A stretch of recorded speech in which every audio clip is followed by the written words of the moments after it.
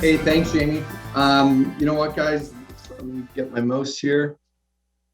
I'm using a clicker, so hopefully this works. You know what, Jamie? I really appreciate the introduction, and it's been a blessing to be part of this company, guys. Like Jamie said, I'm going to be speaking today. When I asked him, or when he said, what do you guys want to do for your talk? I thought about it, and I said, I know what because we've been in so many conventions before that. A lot of people are going to speak about different things, and I always want to take a look at kind of two sides of the coin and say, what can I speak on differently that is going to have an impact on people? And I thought about my topic, and I was like, okay, I don't want it to be negative, but I want it to be inspiring. And you know what, Ryan? How can someone follow a talk like that? And the one good thing about being in a position like this is after so many speakers, even when Jamie was doing his talk last night, I'm like, okay, can't talk about that. We have had so many good speakers that have just shared their message about positivity and so forth. But everyone, I want to talk to you a little bit about not a negative, but an obstacle. Jamie said something, right now, it's, I always say to my team, it's good to be frustrated in your business. If you're frustrated, you have goals. Jamie said, so close to 200. My business should be over 200 right now. And it's not really about me. It's talking about, what it says on the screen here, getting punched in the face, but not knocked down.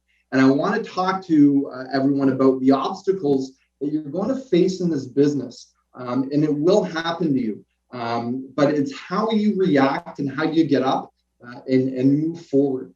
And so two things that are eventually going to happen or may happen in this business to everyone. And again, it's how you have that mental toughness. It's how you have that strength in order to overcome this. One is you're going to have a top person quit. It will eventually happen. And how you rebound after this will really affect, your life going forward in Experia. And two, you're going to have to deal with big chargebacks or a big roll up. And, I can, I'm not proud to say, but I've had big people quit on me. I've had to deal with big chargebacks and roll-ups. And again, that affects income. It affects mindset. It affects mentality and so forth. But surrounding yourself with the proper people to be making sure that you don't dwell on it is very, very important. Now, just like the slide says here, how you deal with these will be some of the most defining moments in your Experia career. When I had to go through some of the struggles, even in my past, of having a person quit, dealing with a big chargeback. I'm gonna be humble a little bit and let everyone know, because one of my last slides is if you're not doing big things, then you're not going to maybe have big failures, big setbacks. I had a chargeback roll up to me about $30,000, and that's tough financially. Having a mortgage, building a business. Commuting, I moved up to Barrie. I was driving, almost an hour each day down to the Vaughan office. But you know what? You suddenly have to put more business in. You don't want to be putting garbage business in. You want to be doing things right. But we dug ourselves out of it. And, I was open to people about it. I let them know. And, I reached out to a bunch of people that have gone through similar things, and you know who you are. And I told them that this talk is, I tried to take it from my standpoint, but I also tried to think about maybe what they were going through. And the big thing is not to keep it in, not to be ashamed about it and so forth. So imagine waking up one morning, I'm sorry, but I quit. Goodbye.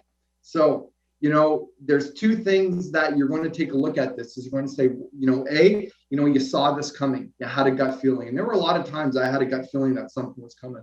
Or B, you're going to be what just happened and you're completely blindsided. And again, if you have your best person quits, and there's a reason I put that in quotations, is because they best compared to what? You always have to have a comparison about what you're comparing your best person to be. And there really is never going to be the best person that you will ever have in Experia, because you will always want to be setting that bar high enough that you're hopefully always trying to attract a better person than yourself. But here's the big thing. You begin to question everything. You begin to question, was it me? Was it them? Am I good enough? Will I ever find someone as good as them? And you feel like you have to start, going through it all over again. these are some of the people that, you know, in my career that, you know, I when they came on, I thought, you know, they were going to be there all the way to the end with me. But you know what? Some of them I'm still very, very good friends with. You have to respect them and let them know that, you know, whatever choice they want to make, the door is still open. Some of them, hey, you really just want to forget about them and so forth. But going forward, you know, there could be the potential, and I realize I should have put question marks around each of these because every day, you know, you're probably going to have someone in this convention that is probably thinking about quitting right now. And I don't mean to say that in a bad way. Michael Hunter and I have been talking over the last couple of days, and you know what? It means you're doing something good if you're having people that, you know, that may even quit during this convention. You know what? I know I'm going to be reaching out to head office because we're dealing with that right now. And again, not to talk negative, it's a positive. Maybe we don't want someone in our business. Okay. So the big thing is what you want to do is move on. But here's where you question, there's that fog in front of you. Move on to what? Okay. So now that they're gone, you really have to take a look at, you know, your business to say, is this a bad thing that the person's gone, or is it a good thing? It's funny. I put the slide in. A lot of people may know why I put the slide, but it's funny. What I just mentioned, when Michael Hunter and I have been speaking with, you know, we hired someone and we may be saying, hey, you might not be right for us. And so it might be a good thing that this person might not be getting too far embroiled with experience, because, you know, we took a look at it and say, hey, maybe it's something that you might need to consider, maybe not working with us. Maybe there was false expectations about what they had instead of what we're bringing to the table and saying, hey, do this, be coachable. You know, here's what you need to do in order to be successful. And if there's resistance, it's human nature for us to question ourselves and say, is it us? Is it how come they're not, you know, pulling their weight and so forth? So that's a big thing that we want to be doing, is being committed to our system, being committed to what we know we need to be doing. So again, you know, 50% of it, half the time we may be right, half the time we may be wrong. And that's the mind game that I know I played in my head. Thank goodness I had people that I could speak with about it, that I humbled myself, and I wanted to be making sure that it wasn't me. But again, you're still going to question yourself. So here's what happens. Time starts to tick away, regardless if you're right or wrong. And here's really where you need to be, you know, focusing on making sure you get a checkup from the neck up. Like it says here, your mental toughness and your fortitude, that is what will test whether you can react fast or dwell on what happened. And, you know, as a leader, as someone who needs to coach someone, you know, it's funny because, you know, we are all going to have our problems. See, regardless of income, regardless of success, regardless of, you know, tenure in the business, you know, it just sometimes seems that, you know, problems are going to be the same problems. But number one, like it says, you have to get over it. You have to move on. You have to learn to forget about it. You know, our mind can be the most powerful thing, but it also can be our biggest demise. We have to get focused. We have to go back to the basics and realize, hey, you know what? Yes, I can, you know, do it again. What do I have to do? I have to execute it. What do I have to do? I have to go to work. Okay. And when you take a look at, again, you know, what do you have to do? You have to do until the job gets done, right? And if you did it once before, it means you can do it again. You have to go find another rabbit. You have to go find and realize that there are more Lavals out there that you can go and attract. It's just going to take a little bit of time to find them. You have to learn to prospect with a purpose now. There's nothing more than having a burning desire that you're going through, struggling internally to take you to that, you know, bigger level than ever before. And that's something that I had to dig deep in. And again, Jamie prefaced it, and thank you, Jamie, for saying that. I had to take a look at my business and say, what am I going to do? I had to put my head down and go to work. And I've always had a saying, if it's going to be, it's up to me. And, you know, number 6, guys, you have to humble yourself. You have to be able to talk about it. You have to be able to realize that good things are going to happen to good people. And, you know, even though you had something maybe bad or negative happen to you, that doesn't change your character. You know, if someone said it earlier, what right is it to me to care about what someone says or what someone thinks of me? That's their own opinion. And I know that a lot of people reached out and tried to pick me up, and I thank everyone for doing that. A lot of messages, you know, messages of encouragement. And that's one of the biggest thing that makes Experior beautiful, guys. That is so special because you'll never have that like you will at other companies. And here's a big thing and I struggle with putting the slide or not. Leaders don't quit. One of the biggest compliments that I ever got was we were doing an exercise and we had to pass these little notes around, and you had to give a note of someone about what they did, and a note was passed to me and they said that I'm committed.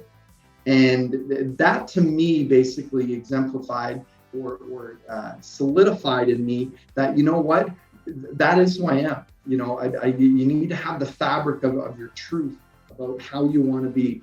But you know what? Just because, you make money in this business does not make you a leader. And that sometimes gets to people's head. They think that they make money and they think that they're, I need to call myself a leader. And that's the absolute far from the truth of this business. Now, chargebacks and roll-ups, and here's where I'm going to wrap up. You feel like you're suddenly going backwards. And now it feels like you have to double the effort on everything. But every business goes through a loss, and you really just have to make sure, you're not focusing on that. What do you have to do? 4 ways you have to address it. One is you have to have open communication about your finances. You can't keep anything from your spouse. You have to let them know the goods and the bads in the business. Here's the big thing. You have to plug in even more. You cannot be a secret agent and hide. It's so easy for people to do that. And you know what? As a leader, if you see that someone, or if you know that someone is going through something and you address that, you need to reach out to them like people did with me and say, hey, you know what? I need to pull you along and dust you off and help you get better because you are a better person. Number 3, referrals. You need to mine your existing clients and begin to rebuild the next wave of clients. It totally can be done. I'm proof positive with that. And you know what? You have to recruit and field train. Like I said, you have to go back to the basics and field train in your warm market and get their warm market list. And guys, you have to get in gear to address and get back on top. Your personal activity, your attitude and attendance, your field training. Field training is one of the best areas you can lead from the front with your team.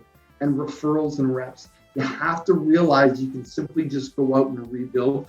But that one cog in there, the attitude and attendance, that's the biggest thing that we need to work on. That's really what we need to be making sure that we focus on, not only for ourselves, but when we see another teammate struggling.